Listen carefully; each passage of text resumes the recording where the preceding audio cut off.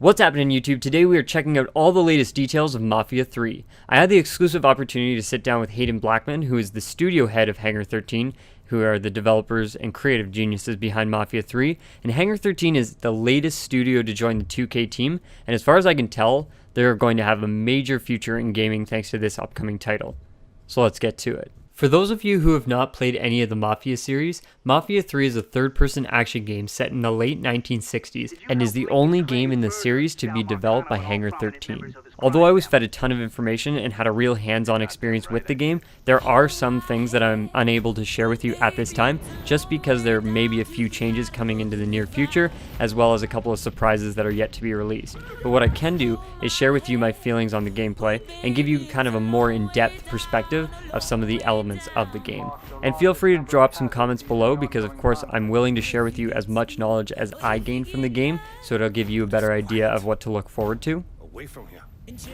So first and foremost, I want to get into the story. So although I never played any of the previous Mafia games, I have been told that there are a few characters that are making an appearance in this story that you'll recognize from the earlier games. You play as Link and Clay in the city of New Bordeaux, which was designed to be a fictional city similar to New Orleans in the 1960s.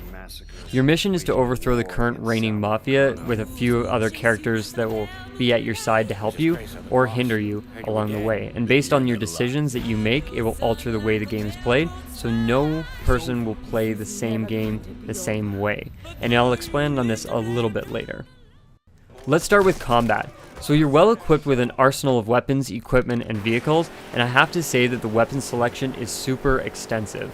From concealed handguns to old school grenade launchers, every weapon looks and feels like it fits the time period. And not only this, but some of the weapons feel really raw and quite frankly badass, including high caliber handguns, one-handed sawed-off shotguns, and retro sniper rifles. When it comes to hand-to-hand combat, it's absolutely brutal in the sense that every punch landed and every arm twisted, every nose broken, looks and feels like a street fight. Don't get queasy when a perfectly timed combo generates a cinematic execution though, because this game draws blood. So the next element of the game that I want to talk about is stealth. When it comes to missions, it's absolutely your choice how you want to play it out. Whether you want to go out guns blazing or take a stealth approach, the options are there. This game is definitely a cover-based shooter, and Hangar 13 understood the realism in using cover to your advantage. Don't use the wrong cover, because bullets can penetrate certain walls and explosives can detonate with an accurate bullet, and some cover just simply isn't practical. There is a feature in the game, however, that is really helpful when it comes to locating enemies.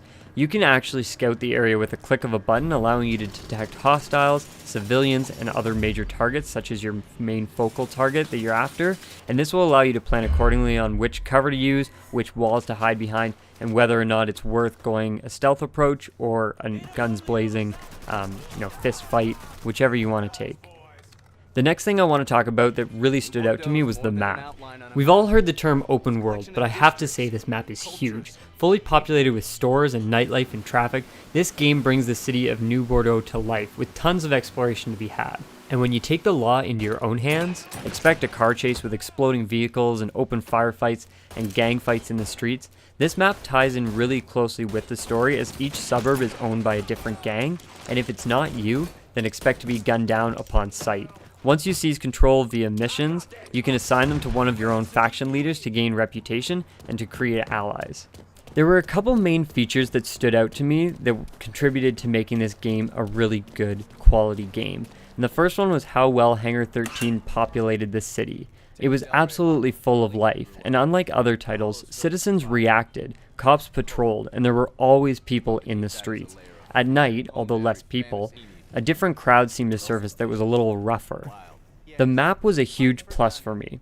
I love the capability of free roaming, and did I mention that they have tons of collectibles to search for? From nudie magazines, old-time records, and muscle magazines, you can bet you will be spending hours collecting all of the different content that was put into this game, not to mention listening to a soundtrack of over 100 great hits that you'll recognize. Sure, the controls took a bit of time to get used to, but it's very rare that a game can have so many. But it is also rare that a game has true stealth, third-person shooter, and driving elements all rolled into an entirely free-roam open-world map. The last thing is the content. I loved how many classic automobiles were put into the game. The weapon selection was incredible, and I also want to mention there's a scroll wheel feature that allows you to call in favors from your crew, the people that you've helped along the way to where you are now. I mean, if you need backup or need ammunition, you know a guy. At this point, the game looks polished. The story is well thought out, and there's tons of replayability. This game is both an intense, addicting story-based game, but can also be a pick-up and play type of game as well, just because of the free roaming capabilities. So are you ready to control New Bordeaux? You can when the game releases on October 7th. Be sure to check out the Family Kickback bonus pre-order item, because it comes with a ton of exclusive vehicles and weapons.